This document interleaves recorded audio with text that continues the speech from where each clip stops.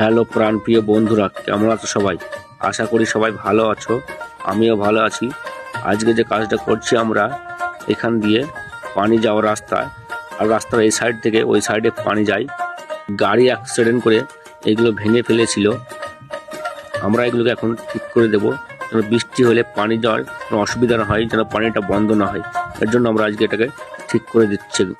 বন্দরের ভিতরে ঢালাই করা আছে, এর জন্য এগুলো একটু করতে অসুবিধা হচ্ছিল। প্রথমে আমরা বন্দরগুলো ছাড়িয়ে নিচ্ছিলাম ঢালাই থেকে, তারপরে ঢালাইটাকে মাঝখানে সুন্দর করে বসিয়ে দিয়েছি।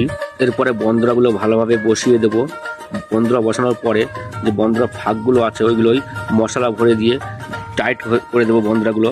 এরপর ভেতরে মাটি ঢেলে উপরে ইন্টারলক লাগিয়ে দেবো। আমরা সব সময় চেষ্টা করি যে ভেঙে যাওয়ার আগে যেমন ছিল ওই রকম করার চেষ্টা করি, যেন দেখতে ভালো লাগে এবং দেখে মনে হয় না যে এইখানে ভেঙে গিয়েছিল। আমাদের কাজ এখন শেষ হয়ে গিয়েছে। দেখে জানাবে সবাই কেমন হয়েছে, আগে কেমন ছিল আর এখন কেমন হয়েছে। অবশ্যই সবাই কমেন্টে জানাবে। আর আমাদের ভিডিওগুলো ভালো লাগলে লাইক, কমেন্ট, শেয়ার করবে, ফলো দিয়ে পাশে থাকবে।